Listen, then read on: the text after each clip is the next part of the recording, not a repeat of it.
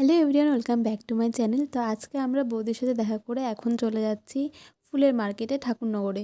তো কালকে তো বৌদিরা বাড়িতে চলে আসবে, তার জন্য একটু সাজানো গোছানোর ব্যাপার আছে, যার জন্য আমরা চলে এসেছি এখন ফুল কিনতে। আমাদের এখানে ঠাকুরনগরের ফুলের মার্কেটটাই অনেকটা বড়, তো সবাই বেশিরভাগ এখানেই আসে, আমাদের এখানকার সব লোকজনেরা। আমাদের আস্তে আস্তে অনেকটাই সন্ধ্যা হয়ে গেছে, যেহেতু আমরা বৌদির সাথে দেখা করে তারপর বাড়ি ফেরার সময় ফুলটা কিনছি, তো অনেকটাই লেট হয়ে গেছিলো। ভেবেছিলাম যে হয়তো বেশি ফুল পাবো না, আর বেশি ফুল ছিলও না।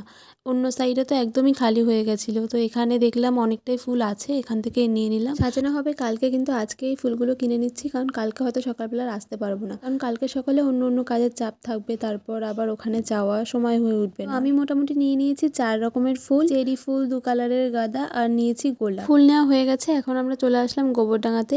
এখান থেকে এখন বেলুন আর অন্য অন্য যা জিনিসগুলো লাগবে সব কিছু নিয়ে নিচ্ছি। গোবরডাঙ্গার এই দোকান থেকে আমি বেশিরভাগ ডেকোরেশনের জিনিসপত্র যা লাগে বার্থডে হলে সব কিছু এখান থেকেই নিই।